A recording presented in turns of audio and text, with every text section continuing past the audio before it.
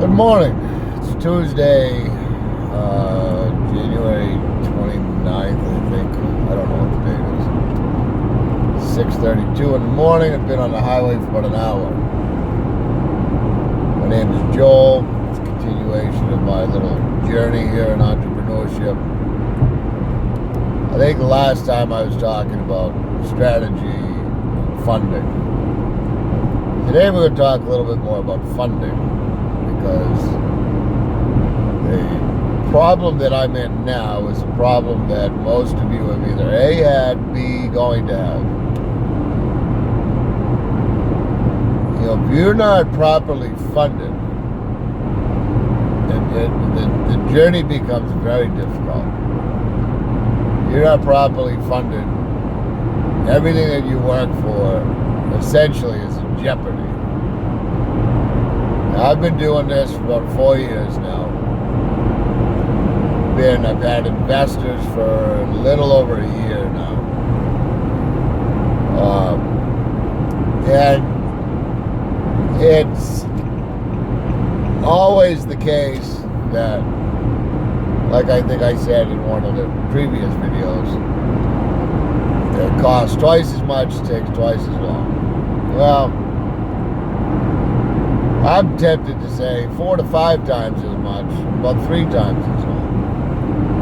You'll have people that'll make commitments to you that won't follow through. You'll have things that are ordered with delivery dates of X and they come in on Y. You'll have people that'll do their best and then sometimes it just doesn't, it's not, I don't want to say it's not good enough, but it doesn't keep with the schedule. You know, you're in a battle. I mean, you are in a battle, and every day is war. You know, at the end of the day, every day is war. So I'm a veteran, so I make a lot of those analogies and comparisons. But I mean, I'm here to tell you, you know, one of my friend John, you know, the one I mentioned him, he works for me. One of my favorite sayings that he talks about when he talks about something that's going to be challenging or exciting or, you know, exuberant in one way or another. He says, hold on, sit down, buckle up, and hold the fuck on, because that's the battle that you're getting into. Now, I realize my mouth might offend a couple of you, and if it does, I'm sorry, but you know what? If you're in the wonderful world of entrepreneurialism, and you don't drop an occasional F-bomb, you will. You know, you may not physically say it, but you'll damn sure think it. But funding. I mean, cash flow management, you know, cash management systems.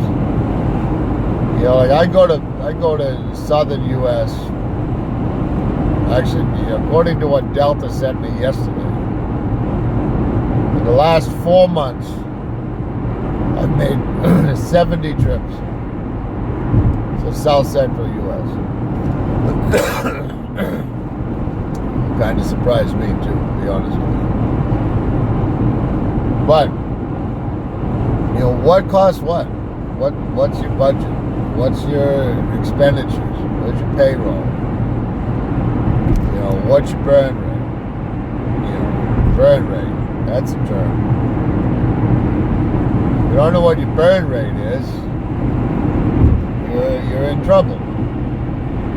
You know, I got a burn rate just shy, right, probably in the $40,000 a month range.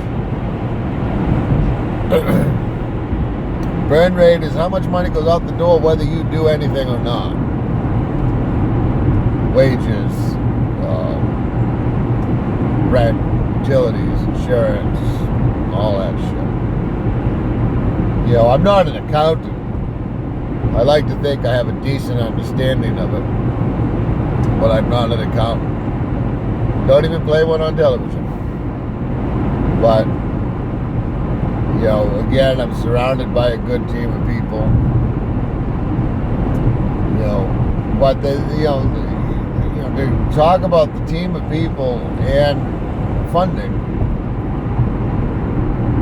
the problem that you're going to run into,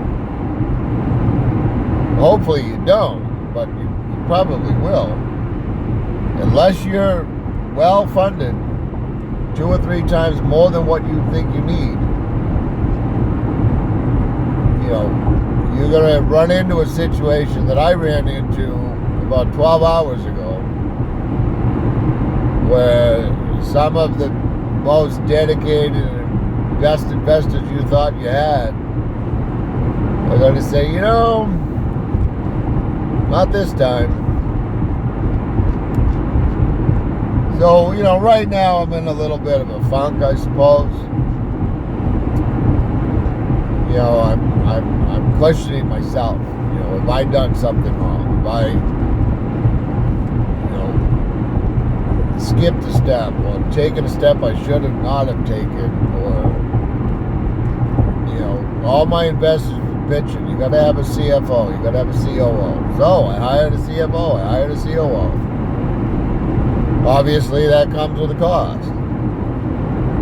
So, you know, the addition of a CFO and a COO makes my business run so much smoother and lowers my stress level considerably. But now, the reciprocal of that is, you know, we are facing a hugely detrimental issue right now, here and now, today. Hopefully when I make this video tomorrow, I'll have a different story to tell you. You know, it's, you know, you know, when you say, who do I need? You know, what's going to make my business succeed? Who do I need? What kind of people do I need? And I will tell you, I mean, I have 1, 2, 3, 4 full-time, 5 full-time people, 6 full-time people, excuse me. You know, and you know, they're all troopers. They're all dedicated. So who you put in your team makes a big difference. You know, I've got one guy that's a paycheck guy, but he's got an important skill set. You know, like if things continue to slip, he's obviously first one to go. But he's got a necessary skill set. You know, people management. How do you manage your people? You got a dynamic of a bunch of different personalities. And, you know, you hope everybody works well together and plays well together. But that in and of itself, I mean, if you're a parent, I'm a parent, but if you're a parent, you know, it's like, sometimes it's like the fucking romper room. You know, you got opposing personalities. So this one said that and offended my feelings. This one interrupted me and cut me off. This one was rude to somebody else. This one, you know, bitch. I mean, you know, that was one of the things that was nice about, you know, the military. It was very cut and dry. You report to you. That's it. So, you know, the dynamics of your team is important. You know, cash flow, on-hand cash, investment money. Budget twice what you need, at least. Timing, again, budget twice what you need. Or even 3 times, depending upon what your business is and what you're looking to do. 2 or 3 times. People, gotta have the right people. You want to stay away from the paycheck kind of guys. The guys that could give a shit, punch a clock, get the check at the end of the week. You know, no skin in the game, no emotion, no give a shit in either direction. People management. And by the way, let the record reflect that I'm not in any way, shape, or form claiming to have solved all of these wonderful tasks that I'm describing to you. I'm not an expert in anything other than how to say my name. frankly, I think if a lot more of society admitted the same statement, we'd probably be a lot better place to be. But that's kind of, I think, that just a couple things to hang on to for the day. What are you budgeting? You know, and you gotta realize you gotta budget within you. I'm gonna go a little bit longer than 10 minutes today because I think it's important to talk a little bit about the self effects of being an entrepreneur. Forget about the day-to-day operations of your business. You gotta understand that your life is about to change. If you're just starting entrepreneurism, welcome to the party. We're glad to have you. You know, the president's glad to have you. I'm glad to have you. And a bunch of other entrepreneurs are glad to have you. But I'm here to tell you, your life is about to change. All of the free time you thought you had, forget it. If you work from home, don't. Because if you work from home, you have no sanctuary. Granted, every one of us carries a cell phone. So if somebody needs us, they'll find us. But if you work from home, you know, I say don't. Maybe you can. I did it for a year and a half. Excuse me. Holy hell, there you go. That's an example of what's going to happen to you when you entrepreneurialism. You're going to be exhausted 75% of the time. I worked from home for the first 2 years, you know, our primary R&D years. And it worked for the most part, but your family, and to no fault of them, by the way, your family says, oh, mom or dad's home, so I can go in and talk to mom or dad. Meanwhile, you're trying to determine a production run, you're trying to look at some engineering prints, you're trying to do whatever it is you got to do, and your husband or wife or boyfriend or girlfriend wants you to take out the trash. And that's just kind of insanity. So I know I moved the business out of the house a little over a year ago. And you know, now the advantage is I have this time to make these videos to talk to you. But you know, it makes a difference. You know, even though, you know, again, we're tethered by technology and our cell phones, you know, you have a little bit of a break, a little bit of a separation, because the effects on you are systemic. And what I mean by that is what affects you is going to affect your family. And you know, that's something a lot of people should think about before they take the plunge into being an entrepreneur. Is what affects you is going to affect your family.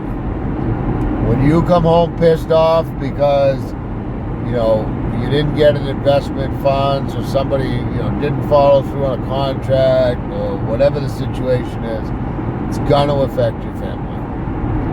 And that's just the way it is. There's nothing you're going to be able to do about it. You know, you can say that you can isolate yourself, or that you won't do it, or whatever the case might be. But I'm here to tell you, the reality of the fact is, it's going to affect your family. You're going to be accused of being short. You're going to be accused of what's the problem. You know, this is reality, folks. I'm not talking to you with a doctorate degree. I'm not talking to you with a script. I'm not talking to you with something to make you feel happy and fluffy butterflies and bunnies. That's not what I'm doing. I'm trying to just say, hey, you want to go into entrepreneurism? You want to learn a little bit about what it's like, or you want to know what I've gone through? Like John says, hold the fuck on, because you're going to get what you're asking for. You know, it's an interesting ride. I'm enjoying it. Understand, I don't have any regrets. Let me use that word. Do I enjoy where I am now? No, I don't. I started my day yesterday at 5 a.m.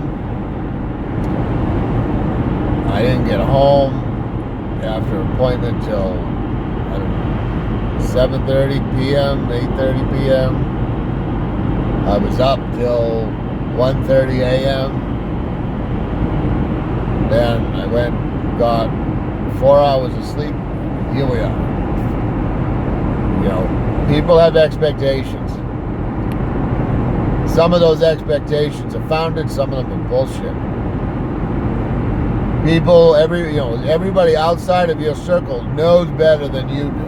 Not everybody, but you're gonna see it. Oh well, why didn't you do this, Joel? How come when you were low on money, why didn't you ask for deposits? I don't know how many times I've told investors, listen, it's a first-to-market product. People aren't going to put a deposit on a first-to-market product until they can put their hands on it, until they've had a chance to use it. It's just the way it works. Look at Elon Musk. Look at Tesla. I don't know what kind of a product or widget or whatever it is you're thinking about getting into, or you're into, or you just kind of, if you're doing this for your own educational purposes, if you'd imagine a product, there's always a better opinion.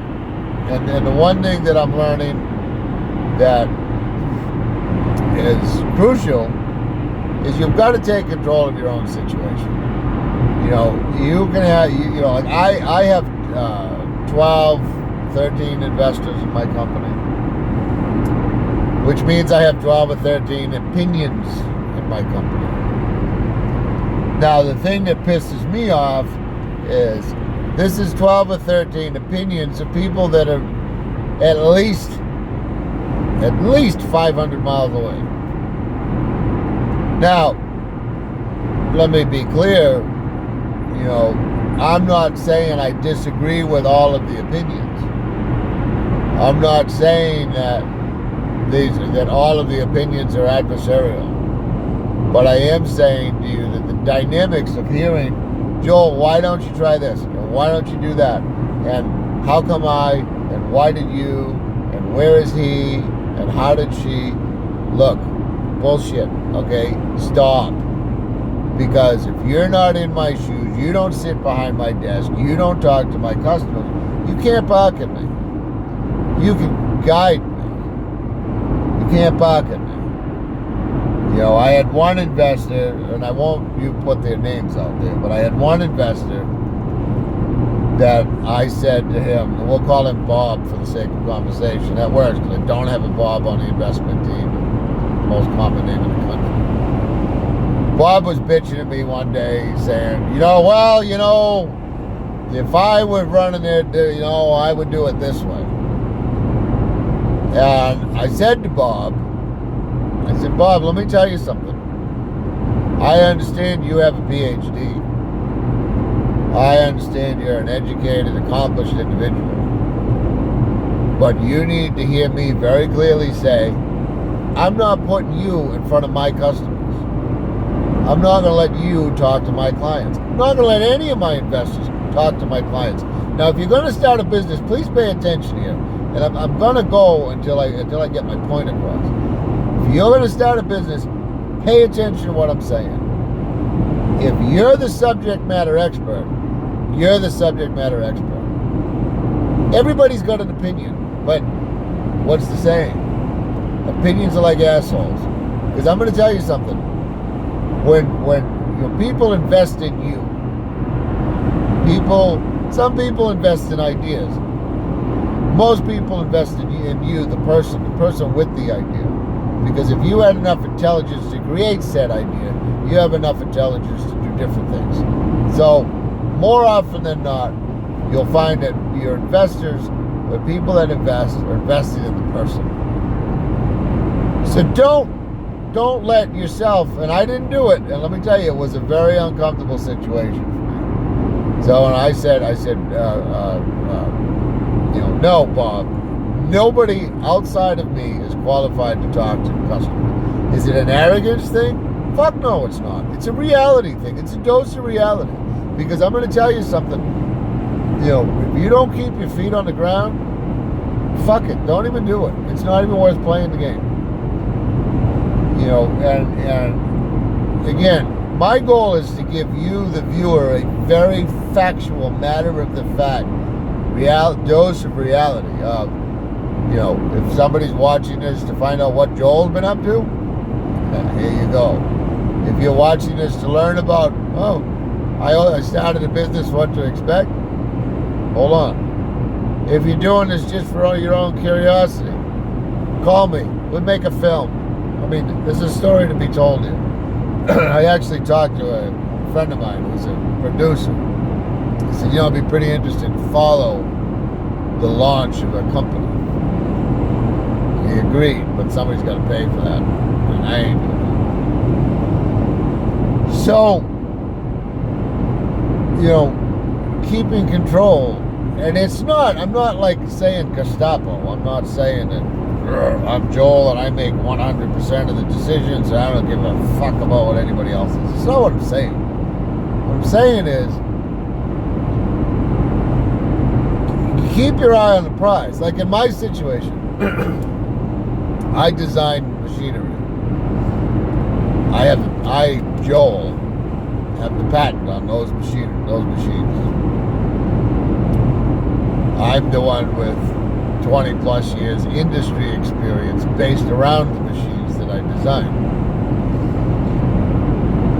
You think I'm going to let somebody, Mr. Deep Pockets, tell me how to design a piece of equipment or how to market or sell my piece of equipment?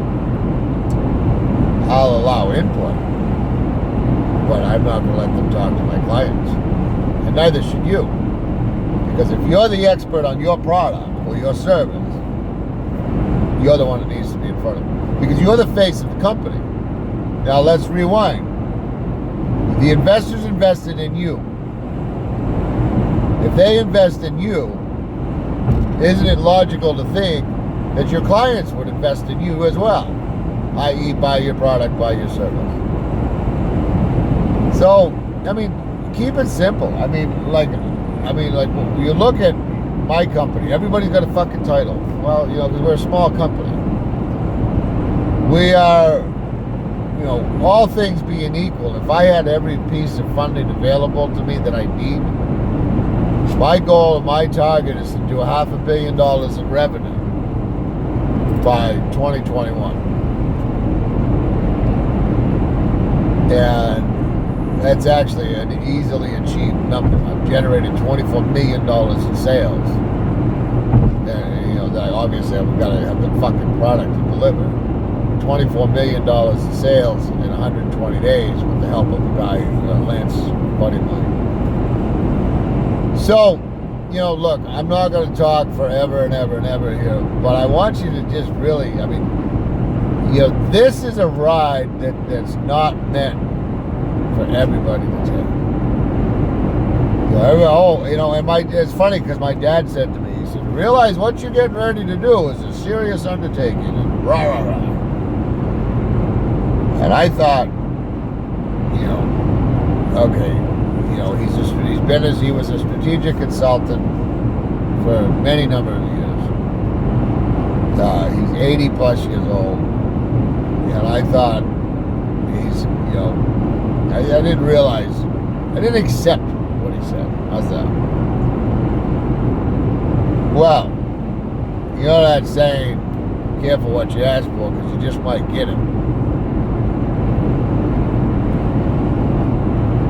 You know, 60,000 ground miles in 10 months.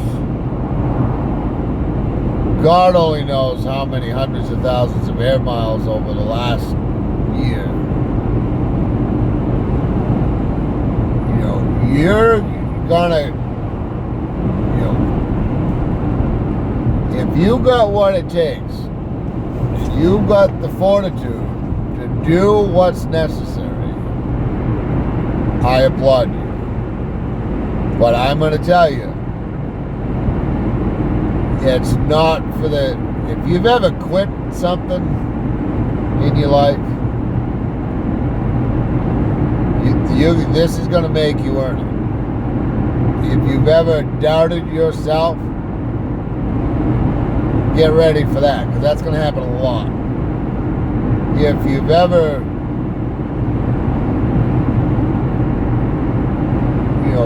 if you are not, I'm going to say man enough, but I don't mean it in a chauvinistic way. If you're not man enough to look in the mirror and say, hey, like at my kids, hey Joel, what's going on? What happened? Was that the right decision to make? Did you do your best effort? Do you feel like you contributed as much as you could have for the day? If you can't have an honest conversation with the man in the mirror, you better reevaluate. And try to think about, is what you're beginning to do or doing or thinking about doing the right move for you? Some of the hardest conversations you're ever going to have as an entrepreneur are with yourself. These rides, like doing these videos, it's kind of therapeutic, because all of this stuff I'm saying right now to you, I sit and I have these conversations with myself every morning. Am I doing the right thing? Did I say the right thing? Did I plan it correctly? Who am I going to let down? What's what? Am I going to hurt somebody? I don't want to send anybody to unemployment. What's at risk for everybody? And like me, I'm always worried about everybody else. My dad said to me, he said, well, you give it away, it comes back. Okay. $1.3 million later, we'll see what happens.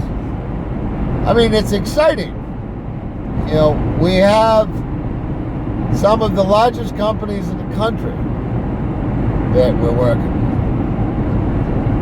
When you sit and say, holy fuck, I've got $24 million in product I can deliver